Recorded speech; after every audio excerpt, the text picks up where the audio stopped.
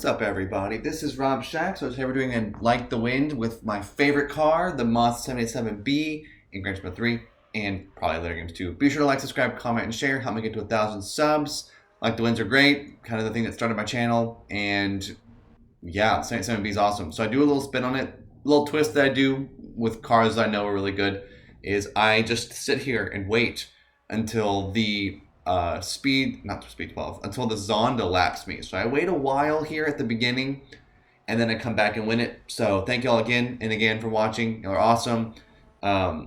These videos are just super fun to make. Like the Wind was kind of like the way that I started my channel.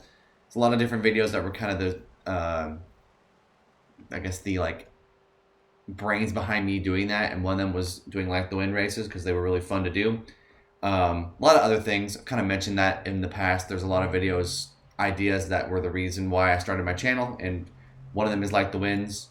Like others are like AI fails, of course. But yeah, it's been a lot of fun to play through this game, and I beat it a long time ago, but it's so fun to just like still play through it. It's very replayable, very timeless.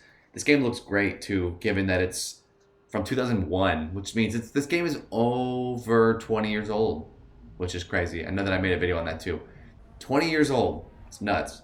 So, yeah, this game is great. I think this is technically a subscriber video request, but I don't remember. I also was planning on doing this, so I'll just mention that I think some subscribers wanted me to see this video.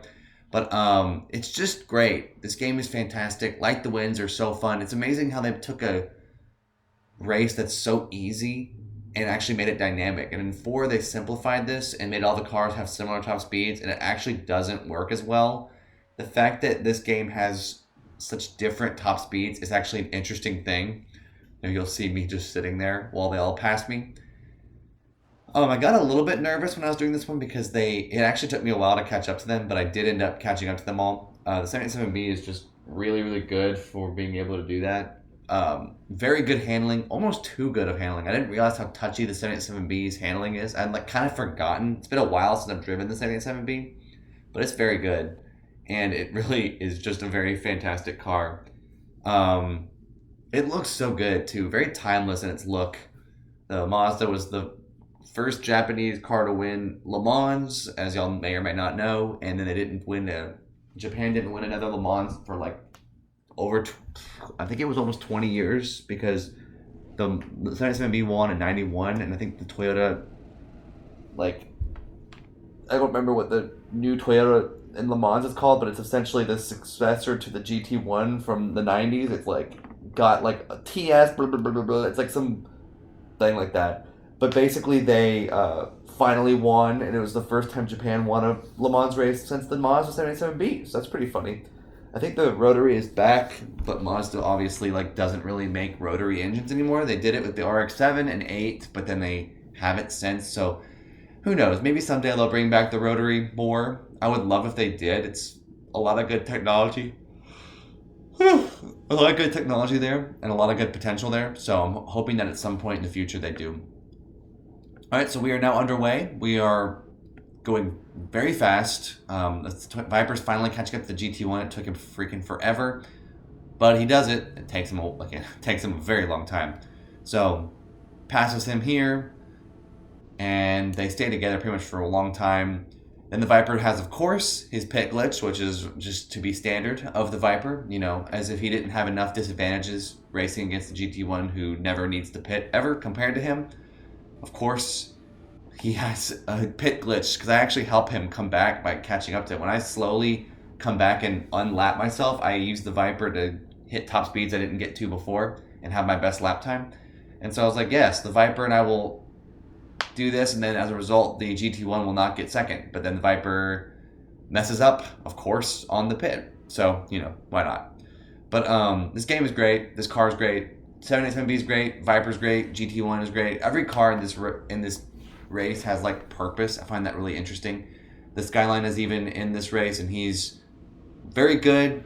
Probably the fastest car that's not the GT1 or the Viper, but also has problems because he pits as much as the Viper does, as opposed to the Panos, who doesn't. So all very interesting things. So the Viper now is going to pass. GT1 is coming up on him. This is that thing where you see how slow the Viper accelerates because the GT1 just caught up completely and is now passing him. Isn't that glorious? So we'll see what happens there. If they can keep up with each other for a little bit longer. But it's just a great game. Very timeless and very replayable. I mean, obviously, I did play through this game, and then I reviewed it, and then I think I re-reviewed it, and then all those videos are all available in playlists for your convenience. But yeah, Gran Turismo is just great, and it's amazing how this game is still so replayable. I hope 7 is good. I haven't gotten it. I may get it. I don't know. We'll see. But fantastic games. Love them. Have a lot of fun playing through Gran Turismo games.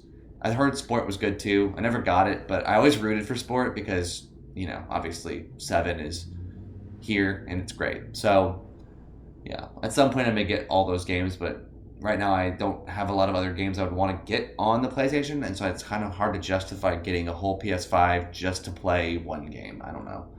We'll have to see. Maybe it'll happen someday. But, it's just so much fun to play through this game. Goodness gracious. So where am I? Am I still in 6th? I think I should still be in 6th. Yes, I am, but I'm gaining fast on the Zonda here.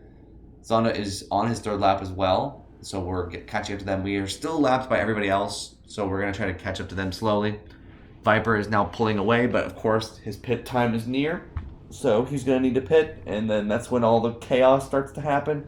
Viper really has a hard time pitting because he goes into the pit super hot and then misses it. He brakes too slow and he passes his little pit stop crew. They just are, I mean, they're not there. It's not GT4, but they would be standing there if they weren't invisible or not animated, because GT3 focused on what was needed, which is the graphics of the game itself, and then obviously 4 kind of refined those graphics and added more things like people, because GT3 doesn't really have people. The scenery is beautiful in GT3, but it's pretty desolate on the sidelines. If you look around, there's not a lot of humans, and they're usually 8-bit sprites. They're 2D. They're not that intense.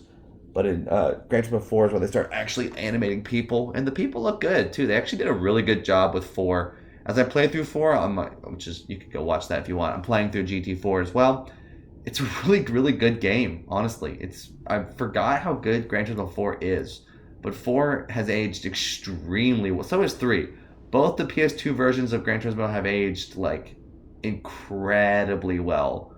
5 and 6, 5 has not aged well. 6 has aged decently well, and then Sport obviously is completely breathtaking and sounds great. So Sport is kind of like the compilation of everything wrong they just fixed completely in Sport. So now they just need to make that gameplay loop that everyone wants, the replayability, the funny AI, the good stuff like that. If they can do that, we're golden.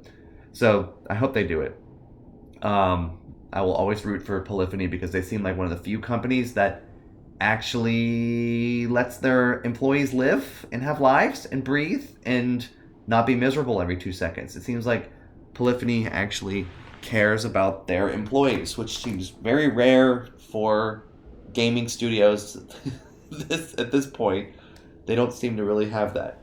So we'll see how it goes. But yeah, I think I'll stop talking there. I'll just let the rest of the video go. 77B, amazing video, amazing car. Hope y'all enjoy. It'll take me a while, so if you want to fast forward to the end, you can see where I come back.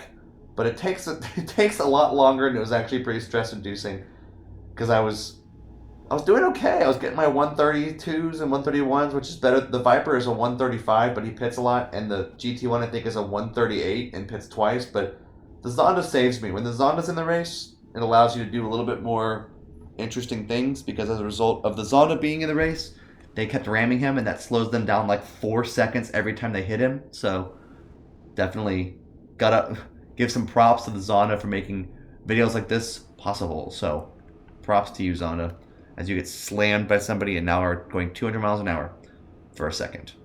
Anyway, thank y'all for watching. Enjoy the video. Y'all are great, and peace.